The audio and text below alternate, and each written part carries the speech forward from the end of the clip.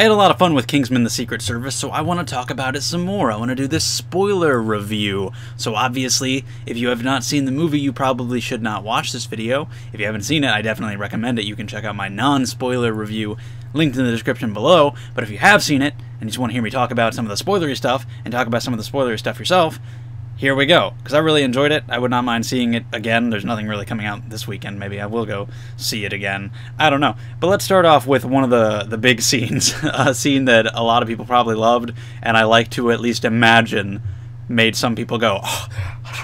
The church scene. That was good. Colin Firth brutally murders about 50 people in a church to the song Freebird. That was kind of awesome. That was one of the examples of where I thought, you know, the tone was not totally perfect the whole time. I wish it had a either leaning more towards comedy or seriousness or better blended, because there were multiple scenes, and I think that was one of them, where at the beginning of the scene, when he starts killing people, I was like, I don't know what to think. Should I laugh or should I be in shock? But then as it was going on and it's just going crazy and Freebird is playing and it's just brutal, stabbing people in the eyes, stab people in the head, the dude who gets the thing shoved through his... and that one dude, he like slams him into the altar or whatever it was, and you see when he lands on the ground, his neck and like upper torso is all like crumpled up. He's all fucking, he's broken. It's kind of awesome looking, and he just kills all the dudes. And it was clear what was going on. It was clear pretty early on that Colin Firth was not in control, so that made it okay. And at first I was thinking, okay, you know, it was also these terrible people, this like Westboro Baptist church, and that was really funny when he's like, I'm a Catholic whore, I have to go have out of wedlock relations with my black Jewish boyfriend, hail Satan, have a nice day. It was even funnier than that, but something like that was good. But at first I was like, that's a little like, I don't know, manipulative, not really, that's probably not the right word. Like, oh, it's okay that he's killing all these people because they were assholes. But then I realized that was actually part of the plot. That's the reason Samuel L. Jackson's character had the test done there, because they were assholes. So that wasn't the filmmakers trying to make it seem okay that he killed all these people. That was part of the villain's plan. So it was cool. And plus, he didn't have any control over it. And then after that scene, he dies. I didn't see that coming. It's actually kind of like another Matthew Vaughn directed Mark Millar comic book adaptation that had a similar kind of funny / also serious tone. Kick-Ass. Big Daddy died in that. Kick-Ass spoilers? You've seen Kick-Ass, come on.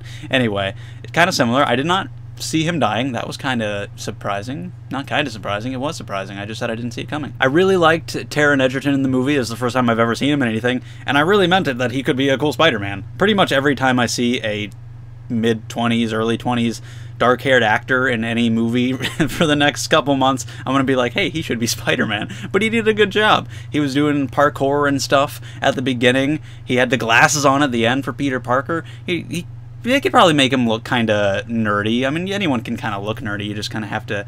It's all about the attitude. You don't have to be unattractive to be nerdy. Just, you know, if you make him have like a kind of shy, you know, just not confident attitude, he can pull off Peter Parker, and then he clearly has the wit and the smart-ass attitude to be Spider-Man. The girl with the blade feet, that was another thing. At first I'm like, that's a little weird when she first showed up, but then after a while I got used to it, and by the end I'm like, alright, yeah, she's a badass. That final fight between them, that was awesome. Again, the style of the action scenes, I love it when the action is well done in a movie, when it's well filmed, it's not shaky, the actors are doing their stunts really well, it's well choreographed, it's cool action. But if there's a little extra layer, a little extra style to it, one movie that really comes to mind from just past year is Snowpiercer. There was something about every action scene, other than just the fact that it was cool action, that made it really memorable to me.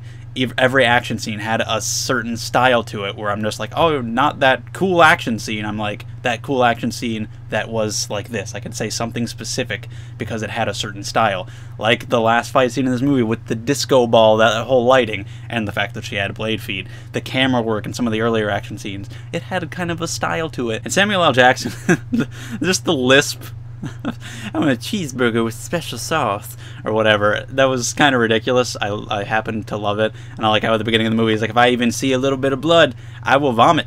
I'm talking projectile. And then he did. He wasn't even worried that he got stabbed. He was just grossed out over the blood. So that was kind of cool. I like the nods to the all the James Bond stuff. He's like, oh, this is the part where you do some stupid pun. Or what he said to Colin Firth earlier is like, this is the part where I'll capture you. I'll reveal my entire plan, tie you up in some ridiculous way, and then you'll escape in an even more ridiculous way. This is not that kind of movie. Boom. That was cool. And how he didn't like killing him. He's like, no, that felt terrible. God damn. Like, he wasn't a threatening villain. Like, he wasn't intimidating or serious in the slightest. He was a total goofball villain. I would kind of like to see in a sequel that I really hope happens. I hope it makes enough money to get a sequel. And Matthew Vaughn says if it gets a sequel, he would like to direct, so that would be awesome. I would actually kind of like to see a more serious villain. But like I said in the review, just the final act was my favorite part. It was just total craziness. That's when it was like, all right, just total balls to the wall, over the top craziness. When the dude's head started exploding in the fireworks, I'm like, all right, yeah, I'm in. I heard some complaints in other reviews that there are character plot lines that don't really get completed, and I wasn't really sure what they were talking about at first. Some people might have been talking about the stepfather, but that's taken care of in the mid-credit scene. I think the other character people were talking about would be the other asshole guy. I think his name was Charlie, who was a recruit along with them.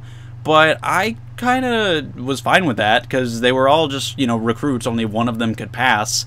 And so I just figured, okay, the ones who get eliminated, they're eliminated. They're gone. I actually didn't expect to show him up, for him to show up at all anymore, and he did. And I'm like, oh, okay. But I guess people expected him to do more after he showed up. He just kind of immediately got shocked and then punched, and that was it. That's more than I actually expected from him, so I was fine with that. I really liked the dog, and I love that he did not shoot the dog. Cannot do that. He kind of should have realized it, though, because the train track thing was a fake out, the parachute thing was a fake out. He should have realized. He should have, like, fired a shot at the wall just to see and been like, ah, fuck you, there's nothing in there, I'll shoot the dog, boom. But I'm glad he did not try to shoot the dog. When I said in the review that I would have liked to see more of the training, I kind of would have just liked to see mostly fight training, because clearly Colin Firth and these Kingsmen are badass fighters. They can kill you with an umbrella. I would have liked to have seen him training with that a little bit, but in the sequel, which I really hope happens, you know, he's going to be much more efficient. We're going to see a lot of the other members. He'll be full on in there. We won't have to deal with recruiting anymore. We can go on all these crazy missions, and it could be cool. I wish they had called him Galahad. I wish that they had, you know, clearly they made him a member at the end, we see in the mid-credit scene. But I thought this was going to happen at the end when he's like, thank you guys, you've done a good job. Well done, Lancelot. I thought he was going to be like, well done, Galahad, but he didn't. The Michael Caine twist, that was kind of weird. It wasn't really necessary. It was just a way for them to get one of the chips so they can then blow everyone's heads up. But I feel like you could have got that from anyone else. It was all right. It showed how deep his reaches got, how deep Samuel L. Jackson's ideology had gone, I suppose. And they need a new leader there, but whatever. I was like, okay, I didn't really feel like that needed to happen, but whatever. The one part I didn't like about the whole final showdown that I talked about in my original review was how she was like trying to bust through the bathroom door with a knife to get to her baby. I just thought that was a little too dark, because at the time, like I said, that was total craziness. I'm like, all right, it's just fun craziness, not serious at all anymore. And then that was in there, because even like all the hordes of people just fighting, there was just normal fighting out in the streets. But her trying to get to her baby and knife murder it, I'm like, all right, that doesn't really need to be happening, especially because we know that she's not going to knife murder her baby. That's just not going to happen. It's like Amazing Spider-Man 2 when the planes were going to crash. It's like, okay, you're just wasting our time. We know they're not going to crash. This was better because it involved someone we knew, and the plane crash thing was really stupid. So yeah, I had a lot of fun with Kingsman. Once again, love to see it again soon. Just a little tonal inconsistencies definitely did not detract from the funness of the whole thing, and it had a fantastic ending, him just walking in there, ready point of view shot to the ass, and there we go. But if you have anything else to say about Kingsman: The Secret Service, what you think about any of the stuff that I said, anything you want to go into spoilery at all, feel free in the comments below. Thank you for watching. If you enjoyed, subscribe if you'd like to see more, and I will see you guys in the next one.